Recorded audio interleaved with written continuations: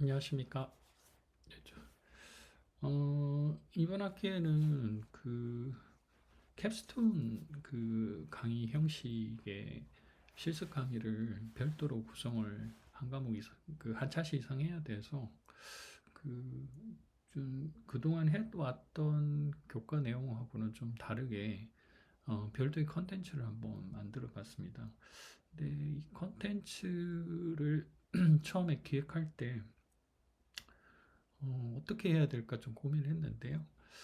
어, 아무래도 이제 그 좀 실습 중심으로 가려면 원래대로라면 학생들을 다 모아서 뭐 제가 하는 강의를 따라하면서 뭔가 좀 실습을 할 수 있는 방식으로 가야 되는데 그렇게 되면 너무 좀 많은 부담을 드릴 것 같아서 일단 제가 자료를 좀 모으고 그 내용을 가지고 제가 한 실습 내용들을 여러분들한테 공유하는 방식으로 컨텐츠를 기획을 했습니다. 그리고 주제는 최근 들어서 AI 관련된 다양한 그 이슈들이 생기고 있는 그래서 이제 좀 그 다양한 이슈들이 생기고 있는데 이제 이런 트렌드를 따라서 실제로 컨텐츠를 개발하는 데 있어서 어떤 방식으로 AI 기술들을 활용할 수 있는지 몇 가지 좀 사례를 좀 살펴보는 것이 어떨까라는 생각을 했었고, 이제 처음에는 이제 그렇게 단순하게 실습 중심으로 가려고 했었는데, 이제 그것보다는 좀 더 근본적으로 우리가 AI를 좀 더 적극적으로 활용하기 위해서 필요한 어떤 그 기본적인 아이디어가 있어야겠다라는 생각을 했습니다. 그래서 이 컨텐츠는 앞으로 그 선생님들이 컨텐츠를 만드는 데 있어서 AI 도구들을 어떤 방식으로 접근해서 컨텐츠를 개발할 것인가 뭐 라는 것을 좀 주제로 정리를 좀 해봤습니다. 사실 AI와 관련된 많은 아마 교육들을 이미 받으셨기 때문에 여기 나오는 내용들이 아주 특별하지는 않을 거예요. 그럼에도 불구하고 컨텐츠 개발이라고 하는 측면에서 AI를 활용하는 어떤 좀 몇 가지 아이디어들을 제가 공유를 해드릴 테니까 업무 하시는데 그리고 학생들을 가르치는데 조금이라도 도움이 되면 어떨까 하는 바람을 갖습니다. 우선 그 AI 활용 컨텐츠 개발 강의를 하는 데 있어서 제가 몇 가지 좀 어, 정리를 좀 하려고 하는데요. 첫 번째는 컨텐츠가 무엇인가라는 부분입니다. 그러니까 우리가 사실은 컨텐츠라고 워낙 다양한 형식의 컨텐츠가 이미 있죠. 뭐 잘 아시는 것처럼 이제 비디오 같은 컨텐츠도 있고, 뭐 팟캐스트 같은, 뭐 라디오 같은 오디오 형식의 컨텐츠도 있고, 뭐 또한 다큐멘트 같은 뭐 그런 그 형식들도 있습니다. 근데 이런 모든 것들을 다 컨텐츠라고 생각을 하면 굉장히 많은 형식의 컨텐츠들이 존재할 수밖에 없죠. 근데 이제 이런 컨텐츠를 만드는 데 있어서 AI 도움이 없을 경우에는 어떤 과정들을 거쳐야 했냐면 우선은 이 컨텐츠 내용에 대해서 잘 알고 있는 사람이 꼭 필요했어요. 보통 이제 SM이라고 하죠. Subject Matter Expert라고 이제 이야기를 하는 SM이라고 하는 분들이 항상 존재를 하죠. 그리고 또 이제 그 내용을 바탕으로 해서 작가나 스토리보더들이 스토리보딩을 합니다. 이제 컨텐츠를 만들어내기 위한 일종의 이제 설계도 같은 것들을 만들어냅니다. 그러면 그 설계도 뭐 예를 들면 시나리오 같은 것도 예를 들 수 있고 아니면 콘티 같은 것들도 이해가 될 수 있습니다. 그리고 이러닝 컨텐츠에서는 이걸 스토리보드라고 표현을 하기도 하죠. 그러니까 일종의 설계 형식이라고 이제 할 수 있는데 이런 걸 통해서 이제 그래픽 디자이너라든지 뭐 카메라 전문가, 비디오 에디팅 전문가 뭐 이런 사람들이 이제 붙어서 이 설계된 내용들을 그래픽적으로 혹은 뭐 멀티미디어 요소들을 가미해서 형식화시키는 거죠. 근데 이제 지금 이제 이렇게 보시는 것처럼 이런 많은 그 프로세스를 거쳐야 되기도 하지만 사실 각각의 단계의 프로세스에서 꽤 역량이 높은 전문가들을 필요로 했었어요. 그래서 내가 내용을 잘 알고 있더라도 실제로 이런 설계하는 능력, 그리고 비디오 에디팅하는 능력, 뭐 그래픽 디자이너하는 역할, 뭐 이런 것들을 전문가한테 맡기지 않으면, 혹은 스스로가 이런 모든 전문가가 되기 전까지는 이런 컨텐츠를 만드는 게 이제 쉽지가 않았죠. 근데 이제 AI 시대가 왔죠. 얼마 전부터, 사실 아주 오래된 것도 아니고 한 2, 3년 전부터 굉장히 많은 이제 도구들이 이제 나오기 시작했는데, 챗GPT를 통해서 이것이 이제 범, 범용화되면서 실제적으로 앞에서 이야기했던 모든 그런 복잡한 과정이나 전문가 영역의 어, 그 기술들이 AI를 통해서 해결되기 시작했어요. 그러니까 이게 무슨 말이냐면, 결국에는 내가 내용을 잘 알고 있는 사람이라면 이제 그동안의 많은 절차, 복잡한 프로세스, 기술, 이런 인력과 도구, 시간이 없이도 AI 기술만으로도 내가 원하는 형식의 컨텐츠를 이제 만들 수 있는 시각이 됐다는 뜻이죠. 이게 이제 굉장히 큰 의미가 있는 것 같아요. 이게 이제 뭐 본질적으로 보면은 뭐 노동력 뭐에 대한 문제, 그리고 전문가의 어떤 그 전문성들을 어떻게 우리가 앞으로 추구해 갈 것인가라는 문제, 뭐 이런 다양한 어떤 그 문화적인, 그리고 뭐 정치적인, 그리고 사회적인 어떤 이슈를 제외하고 그냥 기술적으로만 보면 굉장히 이 단계가 단순해졌다라는 것으로 좀 정리를 할 수 있을 것 같아요. 그러면 우리가 이렇게 단계들이 줄어들고 기술을 필요하던 시대에서 기술이 필요 없는 그런 시대로 넘어가면서 어떤 방식으로 우리가 컨텐츠를 만들 것인가라는 것은 기존의 관습적인 어떤 방식으로 분명히 이제 달라진다라는 거죠. 이 달라진다는 것을 그러면 인정을 한 상태에서 우리가 어떤 태도와 어떤 조건을 해야 되는지가 사실은 오늘 하려고 하는 내용의 핵심입니다. 어, 이미 이제 우리는 굉장히 많은 이런 AI 기술에 둘러싸여져 있죠. 근데 이제 이런 것이 한편으로는 되게 좋은 현상이긴 하지만, 어떤 면에서 사용자들, 그러니까 개별적인 사용자들의 관점에서 보면 너무 복잡해졌죠. 너무 어려워지고 내가 무엇을 해야 되는지, 어디서부터 시작해야 되는지 이런 걸 선택하기가 굉장히 어렵게 돼 있는 환경으로 전해졌습니다. 그러니까 이게 그동안에는 뭐 챗GPT 하나만 있던 시대에서 이제는 각각의 그 대기업들이 글로벌 대기업들이 자기만의 어떤 솔루션들을 막 내놓기 시작하면서 시장도 굉장히 복잡해졌고, 이제는 미국 중심적인 부분에서 중국까지 굉장히 AI 기술들을 많이 활용을 하면서 좋은 기술들을 선보이기 때문에 우리가 사실은 어떤 식으로 시작을 해야 되는지가 굉장히 좀 헷갈립니다.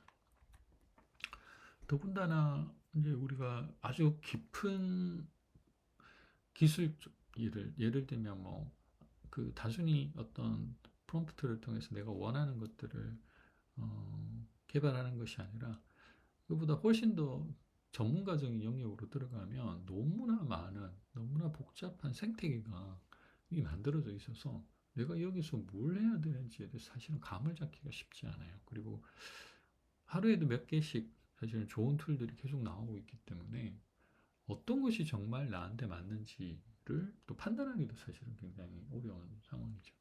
그러니까 이런 환경에서 우리가 기억해야 될 몇 가지 원칙들이 좀 있는 것 같아요. 사실은 이 내용을 준비하면서 가장 핵심적인 내용이라 생각한 부분이 바로 이 부분인데요.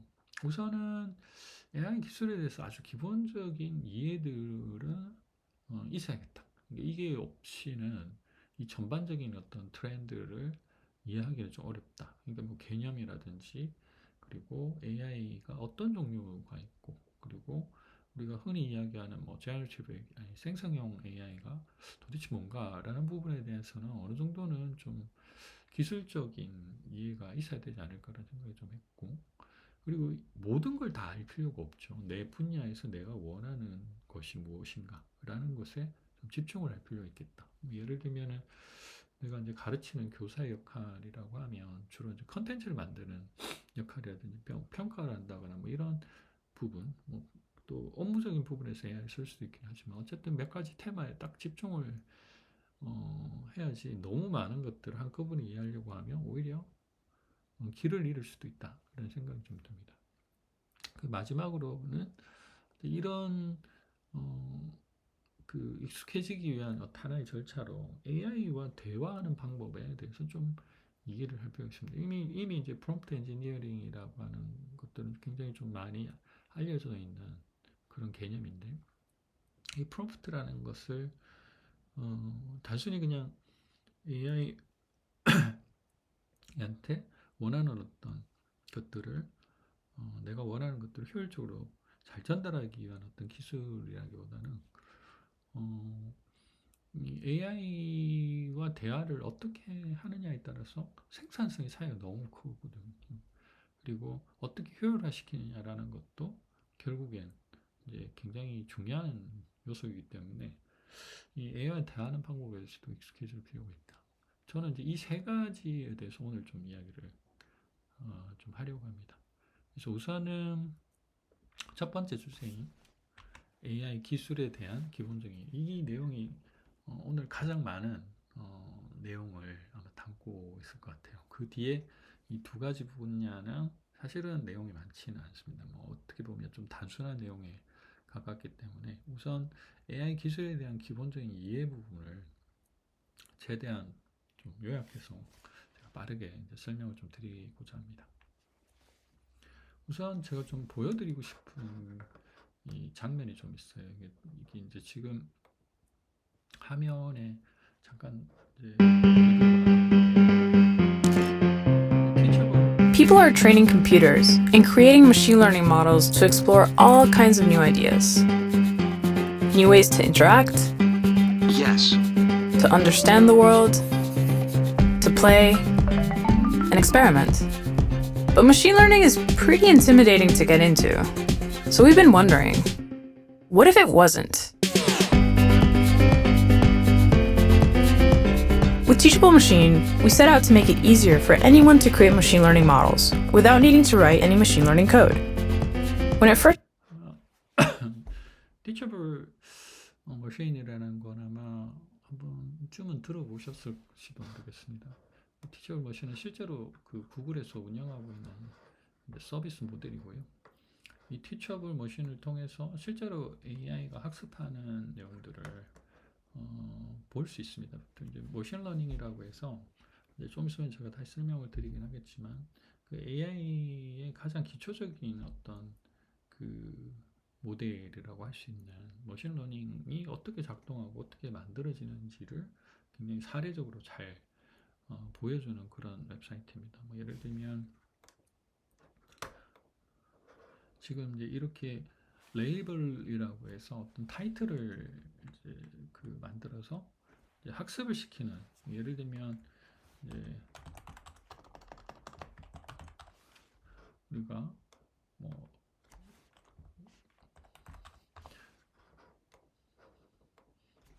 가위바위보 같은 그런 그 뭐 게임을 간단하게 하나 만들어 본다고 했을 때 이제 가위와 바위, 보라는 것들 손을 보고 이해할 수 있도록 해주는 그런 어떤 모델을 만들어야 되겠죠. 이제 그러면은 이제 뭐 여러 가지 방식이 있지만 다 외부에서 사진을 끌고 올 수도 있지만 여기서는 간단한 툴을 이제 제공을 하죠. 그러니까 그 AI가 가위가 뭔지 어쨌든 이 가위라고 하는 이 모습 자체를 이해할 수 있도록 학습을 시키는 거죠. 그리고 바위도 마찬가지고 보도 마찬가지고 이제 이런 식으로 만약에 동작을 했을 때 이걸 어떻게 인식을 하게 할 것인가라는 부분에 대해서 우리가 이제 학습을 어떻게 할 것인가라는 것들을 이제 보여주는 거죠. 그래서 제가 이런 식의 그 가위 모습을 쭉 보여줘서 이걸 학습을 시키려고 합니다. 우선 제가 한번 보여드릴게요. 그러니까 이렇게 이제 여러 가지 모습들을 한번 보여줄게요. 자, 이렇게 가의 모습을 여러 가지 형식으로 보여줍니다. 두 가지 손가락이 이렇게 올라와 있고 이런 것들을 한 300개 정도 이미지를 추출했죠. 마찬가지로 주먹도 똑같은 형식으로 한번 해볼게요.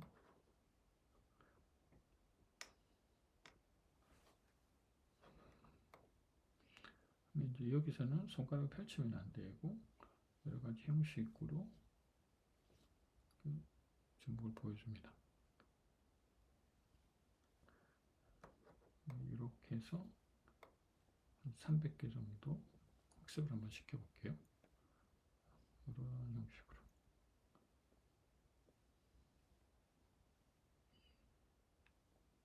많이 안 해도 될 것 같아서 그 정도만 할게요. 그리고 보호는 마찬가지로 똑같이 하되 이게 이제 모습이 이렇게 보일 수 있도록, 자, 5개 손가락이 다 보여줄 수 있도록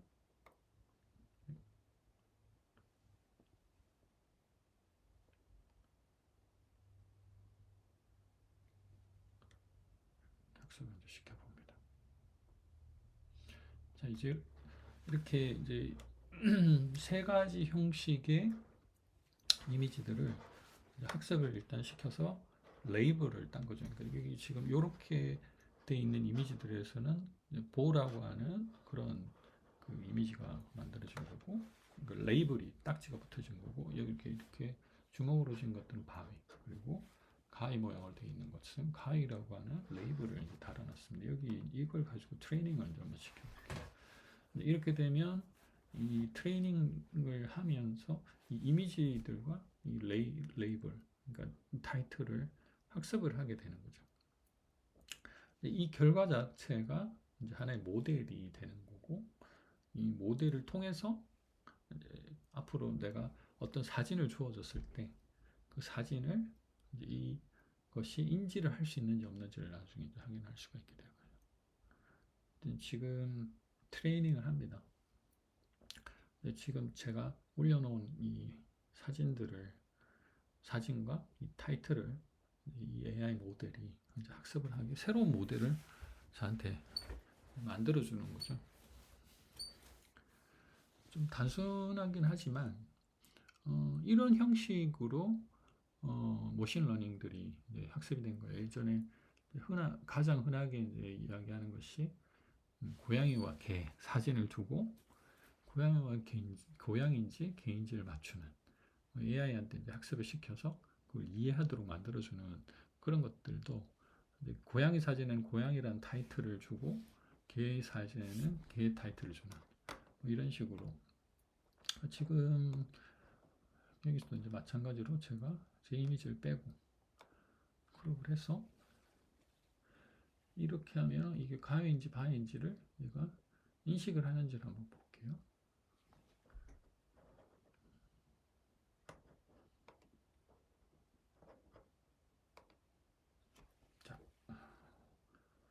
자, 이게 바위인지 가위인지 좀 헷갈리나 보네요. 그래도 어쨌든 대략 이렇게 하니까 바위라는 걸 대충 인식을 하는 것 같죠. 그리고 이렇게 하면 가위로 이제 그 인식을 하죠. 이렇게 하면 이걸 가위로 인식을 하기도 하고, 어떻게 되나요? 보호로 인식을 하기도 왔다 갔다 하네요.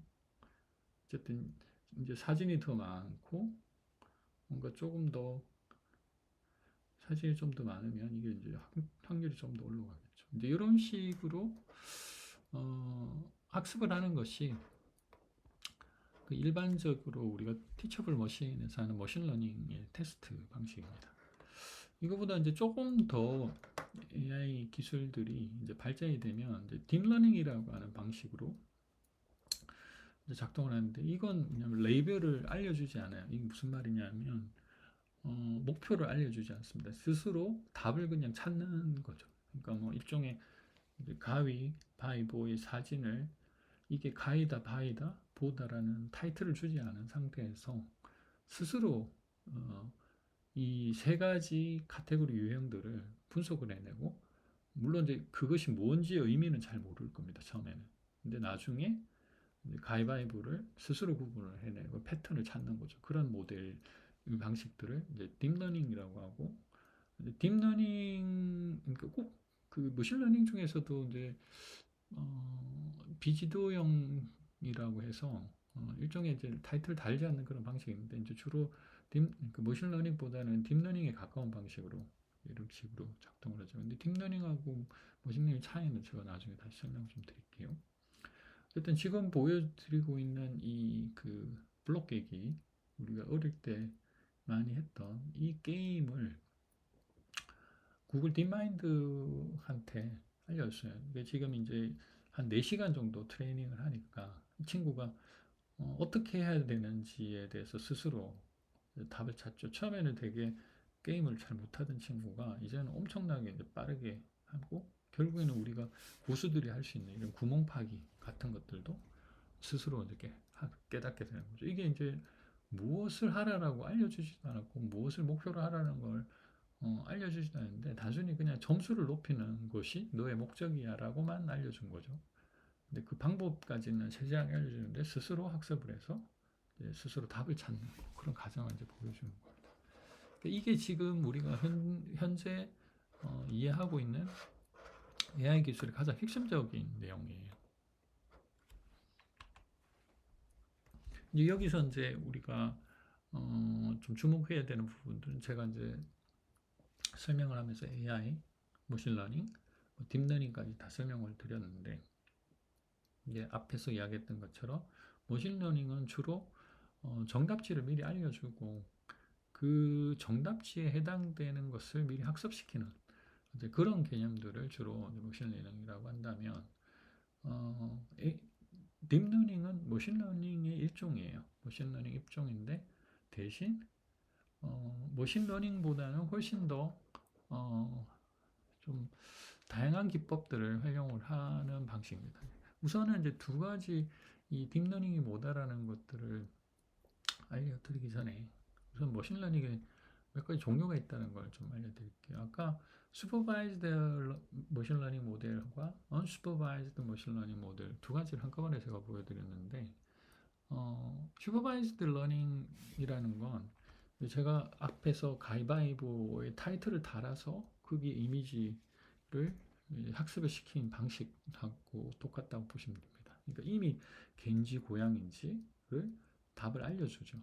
그 상태에서 학습을 하기 위해서 나중에 새로운 이미지가 들어갔을 때 그게 개인지 혹은 고양인지를 구분해내는 방식. 이걸 이제 슈퍼바이즈드 러닝, 이제 지도형 그 머신러닝이라고 보통 이야기를 하고요. 언슈퍼바이즈드는 답변을 아예 주지 않아요.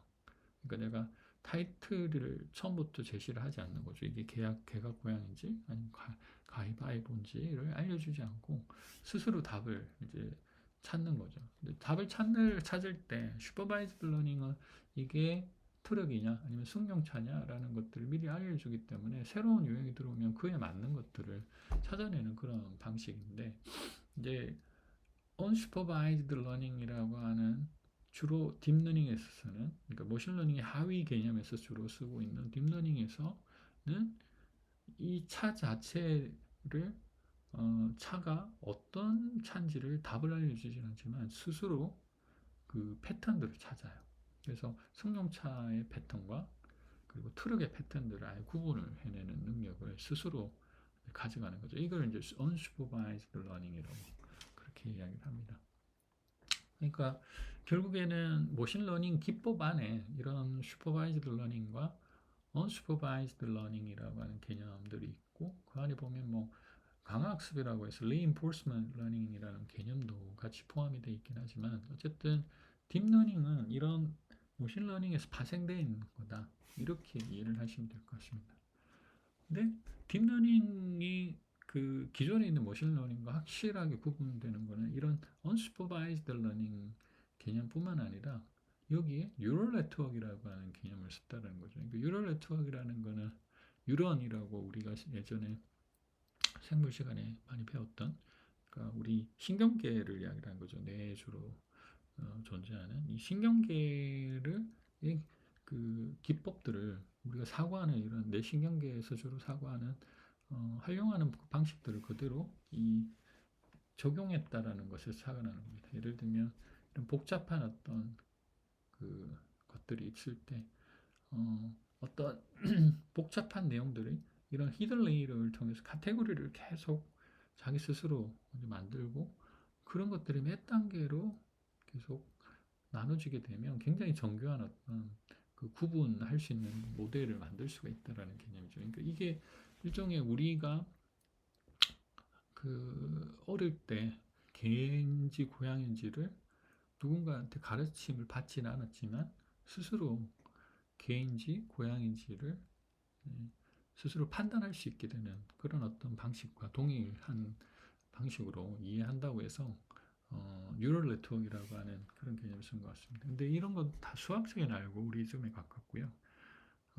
굉장히 복잡한 그리고 굉장히 다양한 이론들이 있습니다. 이런 개념들을 만들어내는 그런 이론들이 있는데 사실은 그걸 우리가 뭐 공부를 할 필요는 없을 것 같고요. 어쨌든 이런 어떤 뇌신경학적인 그런 접근을 하면서 딥러닝들이 좀 더 계속 보완이 되고 있다 이렇게 보시면 될 것 같아요.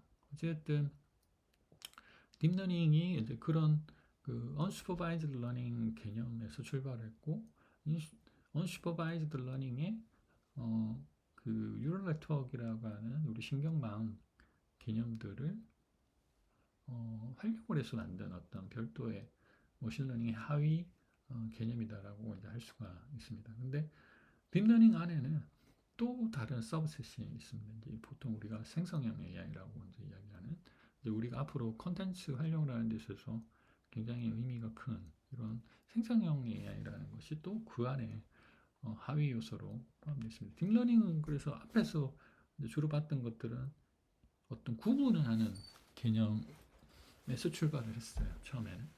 그래서 이게 개냐 고양이냐라는 것을 구분하는 그런 정도로 활용을 했다가 이제는 챗GPT를 통해서 우리가 새로운 어떤 컨텐츠를 만드는 형식으로 이제 생성형 AI라는 것들이 만들어지기 시작한 거죠. 이 안에는 또 다른 형식의 또 모델이 있는데 여기는 또 LLM이라고 하는 형식들이 있죠. 근데 LLM이라는 거는 생성형 AI와 또 구분되는 또 서브셋이에요.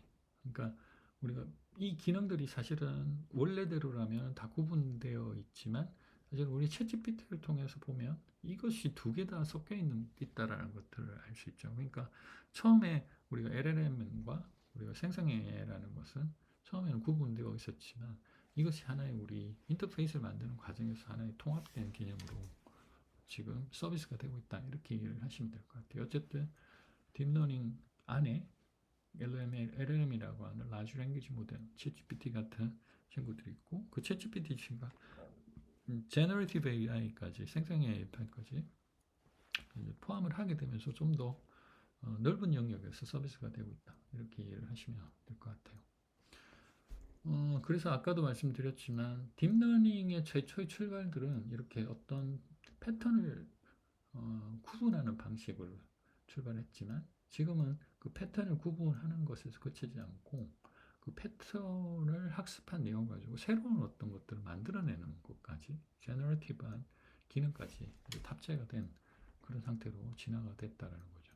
그래서 처음에는 우리가 이게 개냐 고양이라는 것들 구분하는 정도의 수준에서 구분하는 역할로서의 어떤 AI 기능들을 주로 많이 활용을 했다면 이제 최근 들어서는 이 개라는 것을 그동안 학습한 내용을 가지고 새롭게 형성해내는 그런 방식으로 진화가 되고 있고 이거 두 가지가 하나의 개념으로 지금 연결이 되고 통합되어 가고 있다 이렇게 이해를 하시면 될 것 같아요.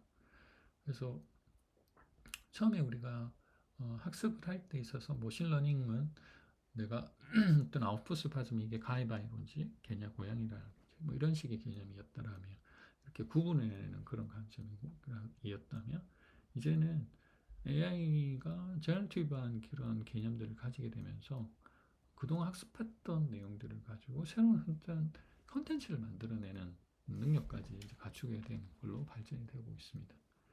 그래서 우리가 머신러닝의 개념에서 이제 보면 제너티브 AI가 아니라면은 그냥 단순히 이제 우리가 구분하는 구분자들만 분석을 해낼 수 있다면 AI, 제너티브 AI, 생성형 AI라고 하는 개념에서는 우리가 텍스트를 생성할 수도 있고 이미지나 오디오, 그보다 훨씬 더 복잡한 어떤 형식의 콘텐츠를 생성할 수 있는 그런 개념으로 진화가 되고 있는 겁니다. 이제 여기서 이제 우리가 간단하게 개념 정리를 한번 하면 Y는 fx, 우리가 수학 시간에 많이 썼던 개념인데 x를 이제 여기서 인풋이라고 하면 y는 이제 아웃풋이 되겠죠. 그리고 f라는 거는 모델이 되는 거죠. 그러니까 어떤 모델을 쓰는지에 따라서 어떤 입력값을 넣느냐에 따라서 어떤 아웃풋이 나오는지가 이제 달라지게 되는 그런 개념인 거죠.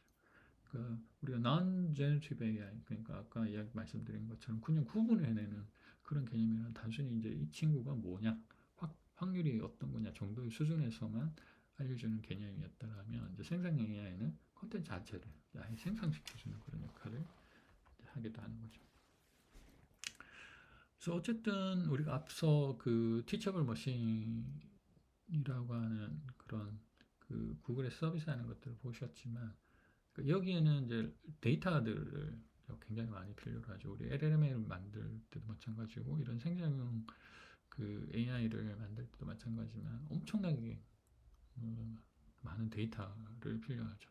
누군가는 여기다 레벨을 합니다. 이게 타이틀을 계속 달아준다는 거죠. 이게 좋다, 나쁘다, 좋은 편이다, 아니다, 아니면 맞다, 틀리다라는 어떤 그 타이틀을 계속 달아서 학습을 하는 데 있어서 AI가 제대로 된 학습을 할 수 있도록 도와주는 부분이 필요하죠. 그리고 트레이닝 코드라고 해서 일종의 우리가 모델을 만드는 데 있어서 이 학습을 어떻게 효율적으로 할 것인가라는 것들을 도와주는 그런 트레이닝 코드 같은 것들을 넣어서 실제로 이제 여기서 이제 그 모델을 만들고 이 모델을 통해서 우리가 현재 사용하는 AI 기술들을 활용을 할 수 있는 거죠.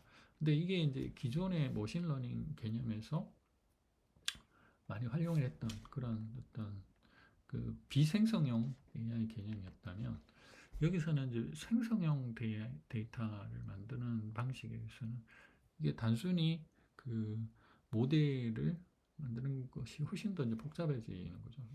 기존에 있는 레이블드 되어 있는 데이터도 있지만 언레이블드 되어 있는 굉장히 많은 다양한 종류의 언레이블드, 그러니까 타이틀이 없는 데이터까지 포함한 데이터들, 그리고 그걸 트레이닝을 어떻게 할 것인가에 대한 어떤 학습하는 코드까지 다 포함해서 파운데이션 모델이라는 걸 만듭니다. 이게 이제 챗GPT 같은 친구들이라고 할 수 있는 거죠. 이걸 통해서 만들어진 모델이 실제로 생성형 AI 역할을 합니다. 여기서는 단순히 뭐 텍스트뿐만 아니라 코드, 이미지, 비디오 뭐 이런 것까지도 생성을 할 수 있는 그런 기능을 갖게 되는 거죠.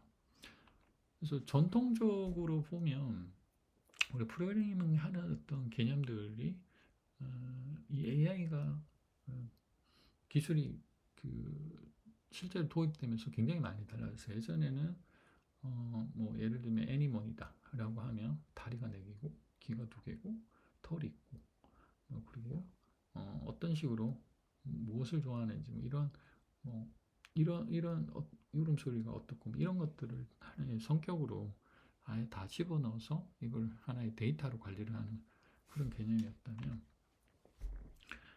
머신러닝 기법에서는 이거는 개고 이거는 고양이야, 이거는 개가 아니야, 이거는 고양이가 아니야, 뭐 이런 식의 개념으로 정답지를 주고 그걸 학습하게 만들어서 새로운 어떤 컨텐츠가 들어왔을 때 그걸 분별하게 만들어주는 뭐 이런 개념들이 기존에 이제 어떤 그러니까 우리가 지금 생성 AI 이전에 머신러닝 기법에서 주로 많이 썼던 개념이었다면 지금 이제 생성형 AI 모델들이 막 나오기 시작하면서 이제 무작위로 데이터를 막 이제 학습을 하죠. 이것도 이제 효율화적인 방식에서 어떻게 학습하느냐라는 것들을 디렉션을 주긴 하지만 어찌됐든 굉장히 많은 데이터들을 이제 학습을 하고 이 컨텐츠를 통해서 고양이를 그려줘라고 하면 이제 고양이를 그려주고 그리고 혹은 고양이가 어떤 동물이야라고 하면 그 고양이가 어떤 동물인지를 묘사해주는 그런 역할까지도 이제 하게 되는 거죠. 좀 정리를 하자면 말씀드린 것처럼 이 생성형 AI라는 건 결국에는 기존에 이미 있는 콘텐츠를 학습을 해서 새로운 모델을 통해서 만들어져 있는 그런 개념이다라고 이해를 하셔야 될 것 같아요. 그러니까 이미 이제 만들어져 있는 그 콘텐츠들을 하나의 어떤 그 모델로 학습을 한 상태에서 그 학습되어 있는 결과를 확률적으로 표현을 해주는 거죠. 이게 고양이다라고 생각을 했다. 어떤 묘사를 만약에 고양이를 그려주라고 했다라고 하면 그 고양이에 가까운 형식, 자기가 그동안 학습했던 형식에 가까운 내용으로 확률적으로 그 내용들을 표현해주는 그런 개념이라고 정리할 수 있겠습니다.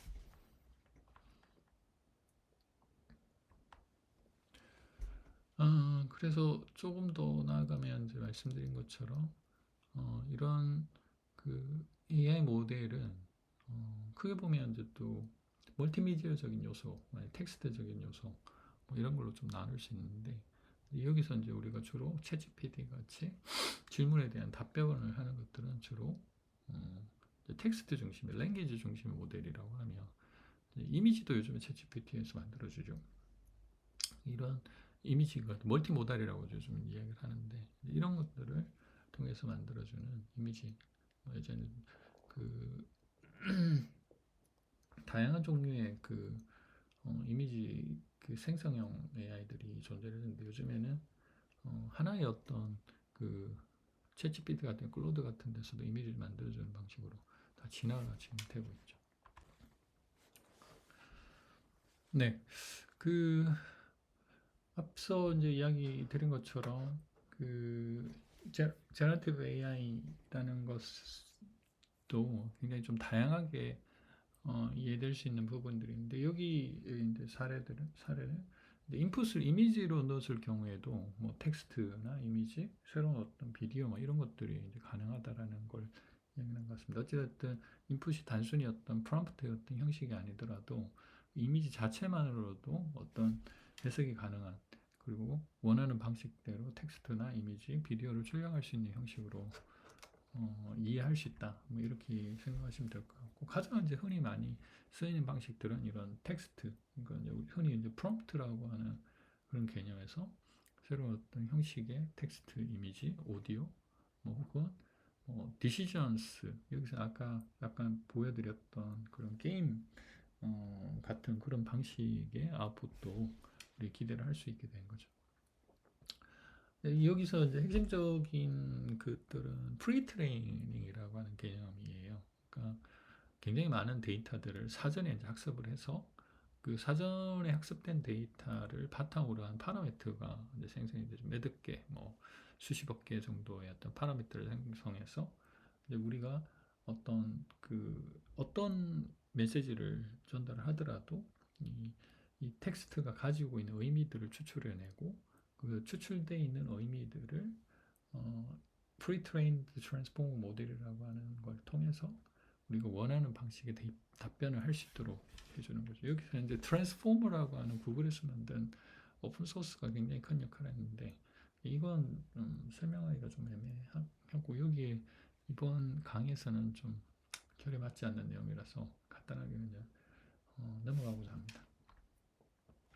어찌됐든 지금 우리가 AI, 머신러닝, 딥러닝, 그리고 생성형 AI, 제너러티브 AI, 그리고 라지 랭귀지 모델 LM 뭐 이걸 통틀어서 우리가 보통 이해를 했는데 이게 이제 하나의 서브셋으로 이렇게 계속 만들어져 있다. 그리고 LM 안에서도 이제 비전 부분, 이미지라든지 영상 그리고 부분들 그리고 텍스트를 만들고 멀티모달 이것이 통합되어 있는 그런 개념으로 작동들이 될 수 있다. 점점 더 이제 멀티모달 개념으로 이런 챗GPT라든지 제미나이라든지 클로드 같은 것들이 이제 발전이 되고 있는 것 같아요. 그래서 이제 결국에는 오픈 AI가 필두로 이런 챗GPT를 통해서 우리가 LLM이라는 것이 뭔지를 충분히 이제 이해를 할 수 있겠고, 여기는 다양한 종류의 인풋 그리고 다양한 종류의 아웃풋들이 들어갈 수 있도록 해주는 어떤 종합적인 개념의 인공지능이 탄생되게 된 것이다. 이를 하시면 될 것 같아요. 텍스트 투 텍스트, 텍스트 투 이미지, 텍스트 투 비디오, 텍스트 투 3D. 요즘에는 블렌더 같은 툴 같은 걸 쓰게 되면 3D 모델링도 텍스트를 통해서 가능하죠. 텍스트 투 태스크. 이거는 이제 제가 좀 이따가 하나의 사례로 보여드리긴 할 텐데, 업무적으로 소프트웨어들을 제어하는 것들도 가능해집니다. 뭐 앞서 있었던 모든 내용들을 한번 정리를 좀 한번 해본 거죠. 자, 이제 사례를 한 번씩 좀 볼게요. 앞서 이제 말씀드렸던 그 AI 생성 도구, 이거 챗GPT를 통해서 제가 간단하게 이미지를 이런 소녀 모습으로 하나 만들었어요. 그래서 이거는 이제 요즘 흔히 그 애니메이션 방식의 이미지를 만들어서 이 클링이라고 하는 서비스에 입력을 하고 여기에 간단한 프롬프트를 이렇게 넣었더니 한 5분짜리, 5초짜리 정도의 비디오를 이렇게 생성을 시켜줍니다. 이건 이제 좀 다른 형식의 비디오죠. 그러니까 제가 이제 이런 식으로 She met her friends and play and enjoy together 라고 하는 개념으로 만들어졌더니 이제 친구들까지 생성해서 5초짜리 이제 그 애니메이션을 만들어줬고, 여기서는 그냥 뛰어가는 모습으로 만들어달라고 해서 이렇게 뛰어가는 모습으로 AI 엔진을 만들어주죠. 이게 이미지 투 비디오의 아주 전형적인 그런 개념이죠. 제가 이제 원하는 이미지를 여기다 넣고 내가 원하는 어떤 텍스트를 넣으면 제너레이티브 AI가 이 내용들을 이해한 상태에서 새로운 비디오를 이제 만들어주는 그런 형식이라고 보시면 될 것 같아요. 클링 AI가 최근 들어서 좀 많이 쓰이는 것 같아서 한번 해봤고요.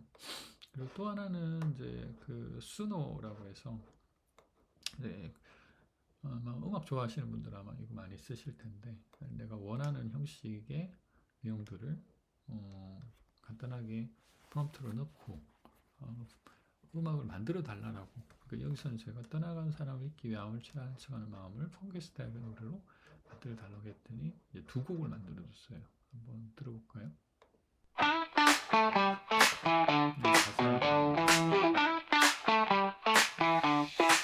무심한 표정 속에 숨겨진 비밀, 가슴에 너의 흔적 여전히 치밀, 웃음으로 더 편장한 진실, 혼자만의 무대로 날 가둔 일들. 난 아무렇지 않은 눈물은 가려, 웃음 뒤에 나를 네가 알 수 없어. 내 맘의 페인트는 점점 두꺼워져, 괜찮은 척이 게임을 끝없이 이어. 한번 들어볼게요. 조금 다른 스타일. 무심한 표정 속에 숨겨진 비밀, 가슴에 너의 흔적 여전히 치밀, 웃음으로 덮어 굉장한 진실, 혼자만의 무대로 내가 두르듯. 난 아무렇지 않아, 눈물은 가려, 웃음 뒤에 나를 네가 알 수 없어. 내 맘의 페인트는 점점 두껍. 아까도 이제 제가 말씀을 좀 드렸지만, 이제 앞에서 본 비디오, 뭐 클링에서 그 우리가 봤던 이런 비디오, 아까 제가 이미지는 챗GPT 통해서 만든 이미지를 여기 이제 넣고 프롬프트로 비디오를 만들어 보고, 그리고 수노에서 간단한 텍스트 하나만 가지고 음악을 만드는, 이게 이제 앞서 제가 말씀드렸던 것처럼 전문가 영역이 확 사라졌잖아요. 그러니까 예전에는 이런 작업을 하기 위해서는 일러스터가 실제 이미지도 만들어야 됐고, 이걸 가지고 또 정교하게 비디오 애니메이션을 또 각각의 그 애니메이션 그 그 일러스트를 만들어서 합치고 편집하는 그런 과정들이 이제 필요했는데 이제 그 과정들이 다 사라졌죠. 물론 이제 이게 내가 딱 원하는 그런 스타일로 만들기 위해서는 굉장히 많은 뭐 시행착오를 거쳐야 되긴 하겠지만 어찌됐든 그 중간 과정이 다 사라졌죠. 음악도 마찬가지입니다. 제가 이런 어떤 제가 느끼는 이런 감정들을 음악적으로 만약에 표현을 하고 싶다라고 했을 때 그 이걸 작사 작곡하고 그리고 그걸 그 세션맨들을 통해서 그 음들을 표현하고 그걸 다시 믹스해서 이 음악을 만들어주는 이 과정이 지금 AI를 통해서 다 사라지게 된 거죠.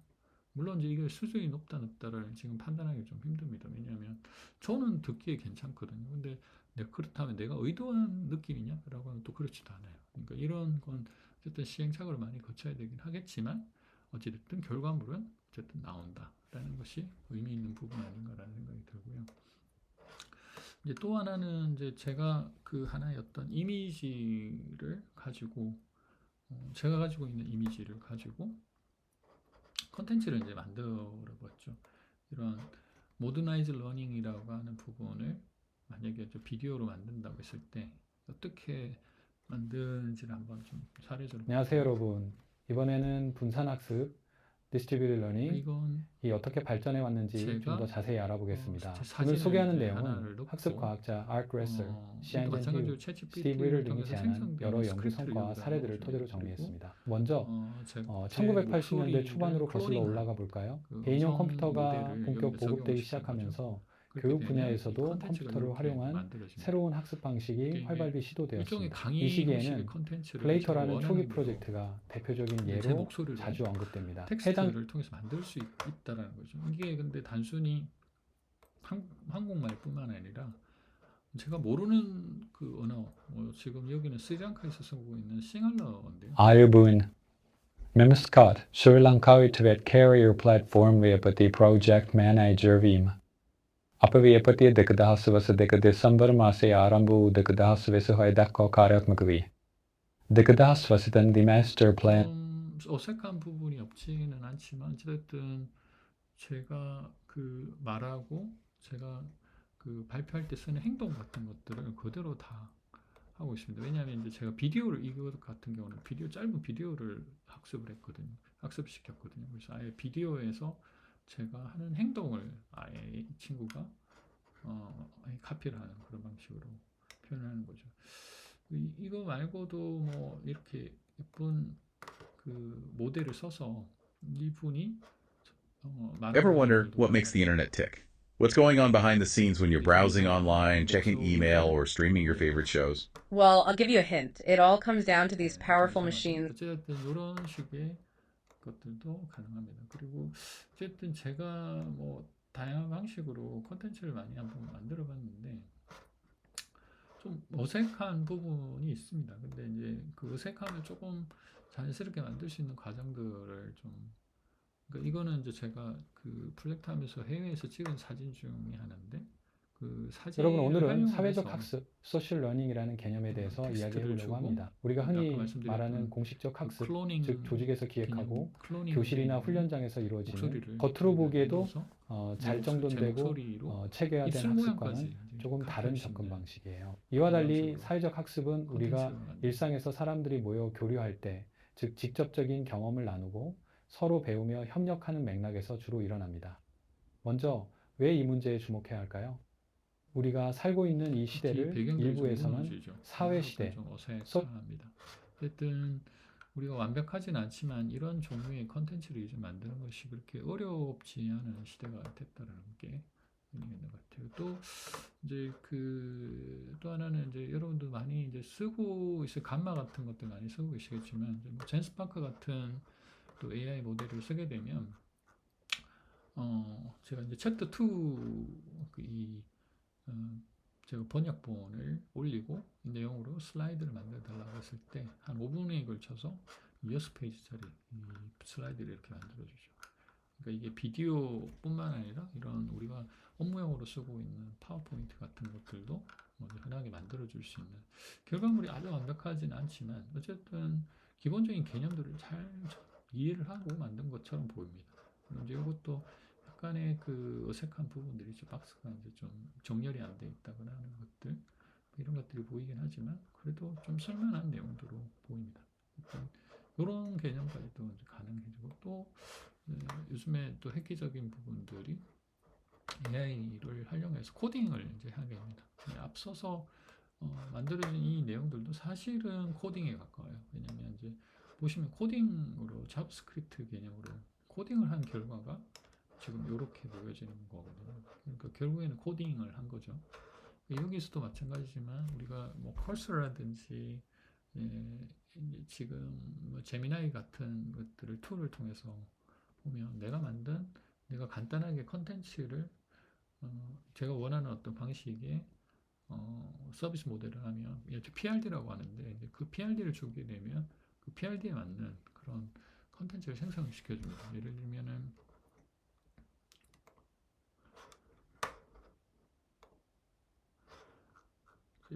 보통 이제 이런 식의 간단한 내용을 가지고 PRD를 만들어 달라고 할 수 있거든요. 내가 원하는 어떤 기능들이 있으면 그 PRD를 작성해 달라고 하면 클로드 같은 데나 챗GPT 같은 데 굉장히 정교하게 내가 원하는 형식의 그 PRD 형식으로 콘텐츠를 만들어 줍니다. 프롬프트를 좀 일종의 요 내용을 그대로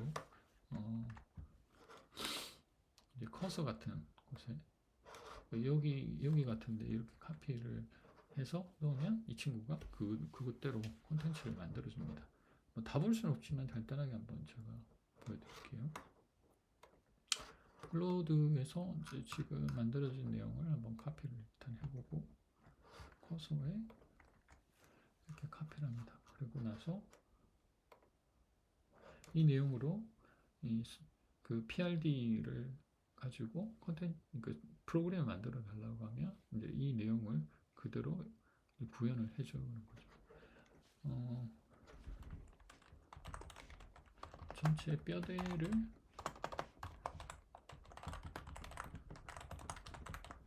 이렇게 이제 마치 제가 이제 개발자를 데리고 누군가와 대화하듯이 컨텐츠 그 소스 코딩을 할 수 있습니다. 이건 커스라고 하는 도구인데요. 이후에도 윈드서프라든지 다양한 종류의 이런 코딩 툴들이 있습니다. 이걸 하게 되면 친구가 코딩을 우리가 전혀 코딩에 대한 지식이 없더라도 마치 옆에 굉장히 훌륭한 그 개발자가 있는 것처럼 이 친구가 코딩을 해주죠. 지금 간단하게 이제 지금 코딩을 하기 시작했습니다. 스타일 시트 이제 인덱스 HTML 만들고 이제 스타일 시트 만들기 시작하고 있습니다. 이제 여기도 이렇게 쭉 쌓이게 되는데 나중에 한번 결과물을 따라 한번 보죠. 그래서 지금까지 이제 말씀드린 걸 간단하게 요약하면 우리가 AI, 머신러닝 그리고 딥러닝 간에 생성형 AI 그리고 LLM까지 해가지고 쭉 이렇게 어떤 진화 과정들 그리고 이것이 어떤 식으로 연결되어 있다는 것에 대한 기본적인 관점들을 좀 가질 필요가 있겠다라는 생각으로 전체적인 내용 설명과 그리고 사례들을 좀 설명드렸습니다. 근데 이제 지금부터 두 번째 내용에 대해서 설명을 드릴 텐데 우선은 우리가 이렇게 많은 것들을 다 알 필요는 없죠. 왜냐하면 이제 이런 제너러티브 AI 종류가 너무 많거든요. 제가 앞서서 보여드린 것만 하더라도 사실은 소화하기 힘들 정도로 굉장히 많은 정보 그리고 많은 훈련들이 사실은 필요합니다. 이걸 제대로 쓰기 위해서는.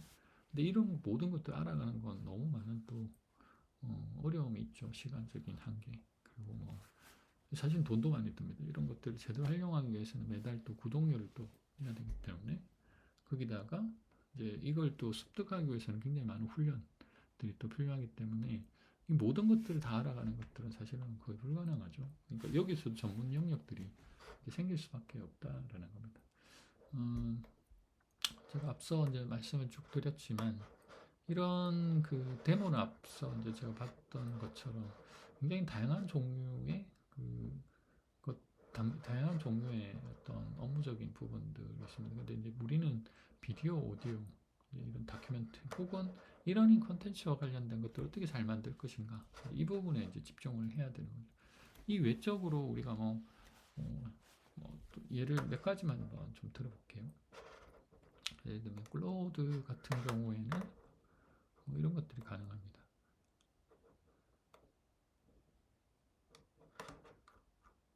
제가 이제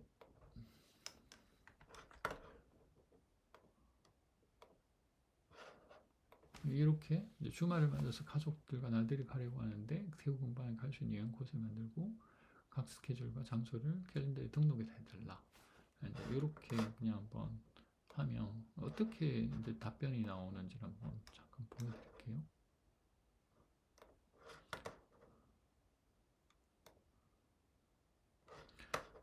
왜냐하면 이제 제 주말에 어떤 일들을 해야 되는지를 물어봤기 때문에 스케줄하고 장소를 캘린더에 등록해 달라고 그랬잖아요. 그러면 이제 캘린더에 실제로 등록이 되는지 한번 보겠습니다. 일단은 텍스트로 일반적으로는 이제 주죠. 근데 이제 여기서는 제가 내 캘린더에 그걸 아예 추천을 해서 여기다가 등록을 해달라고 아예 했습니다. 그러니까 이 친구는 클로즈 자체를 여기 지금 아이고야 이건 제가 유료로 신청을 했어야 되는데 유료로 신청을 하지 않으면서 아마 이게 부족해서 이게 등록을 안 된 것 같아요. 근데 어쨌든 요거를 제가 예전에 했던 걸 잠깐 보여드릴게요. 여기에 이제 지금 똑같은 형식으로 이제 지금 똑같은 형식으로 제가 물어본 건데 이런 식으로 1일차와 2일차 뭘 해야 될지를 여기 칼렌더에 다 해서 실제로 여기다 이제 등록을 시켜주는 것까지 이 친구가 해줬어요. 물론 이제 지금은 유료로 되어 있지 않기 때문에 프리 플랜이기 때문에 아마 등록하는 까지 보여드릴 수 있는데 여기 이제 연동이 된다는 뜻이죠. 그러니까 무슨 이야기냐면 클로드가 실제로 내가 쓰고 있는 이 어플리케이션에 접근을 해서 그 접근한 데이터를 실제로 여기도 보여주는 것까지 가능하도록 할 수 있다는 뜻이죠. 이거 외에도 제가 또 즐겨 쓰는 그 프로그램 중에 하나가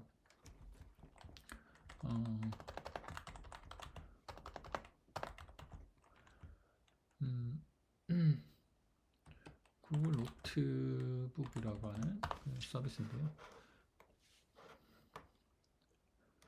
구글 노트북은 좀 신기한 내용이 있어요. 예를 들면 제가 아까 챕터 2 같은 경우 여기 한번 올려볼게요. 챕터 2를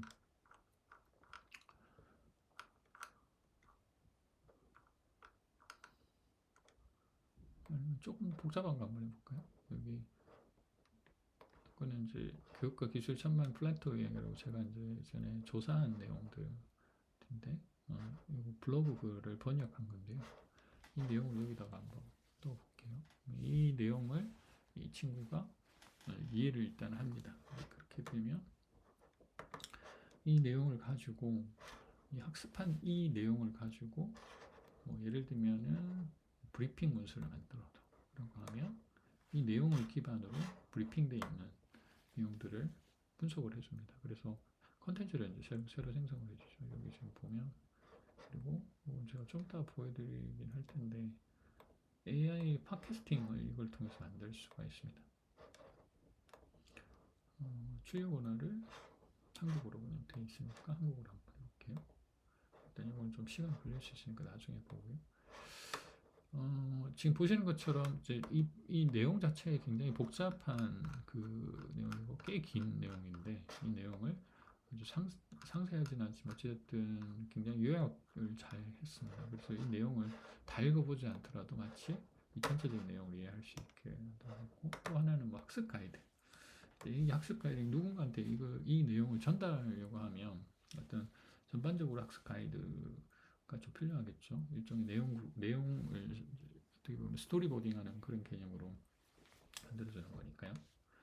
그래서 이렇게 하면 퀴즈라든지 뭐 문제 이런 것들을 만들어주고 그리고 딕셔너리도 이렇게 만들어줍니다. 의미가 있죠.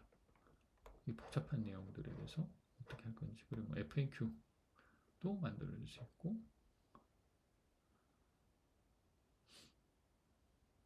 그리고 마인드맵도 만들었습니다. 자, 이제 이게 FAQ죠. FAQ도 금방 만들었죠. 그리고 마인드맵도 이 내용 자체를 조금 더 이해하기 쉽게 그 구조화 시켜주는 형식의 컨텐츠로 만들어 줄 수 있습니다. 그래서 이 내용을 이렇게 만들어진 내용을 내가 원하는 사람들한테 링크로 보내주면 그 링크를 가지고 이 내용들을 같이 접근할 수 있게 되는 거죠. 그러니까 이건 업무적으로도 굉장히 의미가 있을 것 같아요. 예를 들어서 내가 본 논문이라든지 내가 본 어떤 리포트 같은 것들을 다른 사람들한테 일일이 다 설명하고 이 내용을 그냥 툭 던져주는 것이 아니라 이 링크를 같이 주게 되면 여기서 어떤 요약된 내용이라든지 구조화된 정리된 내용들을 사람들한테 같이 공유를 할 수 있으니까 훨씬 더 그 심층적인 어떤 내용들이 공유가 될 수 있겠죠. 지금 이것처럼 마인드맵도 이제 만들어주니까 마인드맵과 관련되어 있는 내용들 이런 내용들도 쉽게 확인할 수 있게 있도록 되겠죠. 복잡한 내용들도 구조화를 잘 시켜주고 있다는 것들을 이제 보실 수 있습니다. 컨텐츠는 좀 시간이 걸리니까 좀 나중에 한번 해볼게요.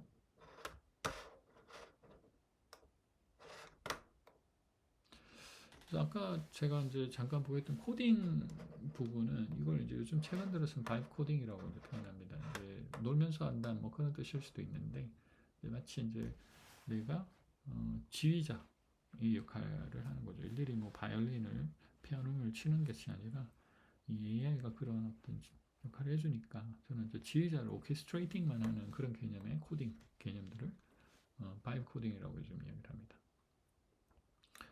그리고 이런 것들 도와주는 다양한 어떤 그 선택지들이 있어요. 이제 중요한 건 뭐냐면 내가 상용으로 돈을 좀 들여서 쓰겠다라고 하는 판단을 할 수도 있고요. 또 하나는 오픈소스를 활용하게 되면 돈이 안 되니까 대신 이제 서버라든지 이런 자원들은 스스로 마련해야 되는 또 관계는 있긴 합니다.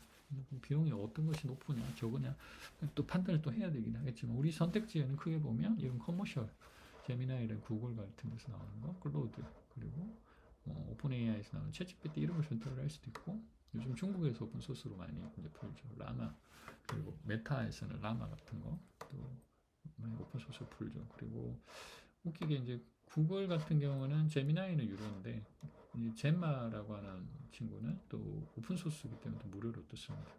이런 식으로 우리가 무엇을 쓸 것인가도 고민해 볼 필요가 있고요. 그리고 이런 LLM뿐만 아니라 다양한 또 생성형 도구들 중에서는 이런 커머셜한 부분이 많습니다. 캔바, 뭐 레븐 랩스, 어도비 익스프레스, 미드저니, 달리, 헤이젠, 뭐 클링 이런 것들 다 이제 돈 주고 구독료를 내야지 적절한 서비스를 받을 수가 있는데 이걸 대체로 이제 쓰고 있는 뭐 또 오픈 소스들이 있습니다. 아주 좋은 건 아니지만 어쨌든 스테이블 디퓨전이라든지 컴피어라든지 이런 거는 설치하고 이런 것도 약간 까다롭지만 좀 공부하면 또 나름대로 쓸만합니다. 그러면 퀄리티는 어떤 게 더 좋으냐? 당연히 커머셜이 좋습니다. 쓰다 보면 이제 오픈소스는 설치의 복잡성도 있고 퀄리티가 사실 좀 떨어지기 때문에 사실 좀 쓰기가 좀 망설여지는 부분이 있기도 합니다.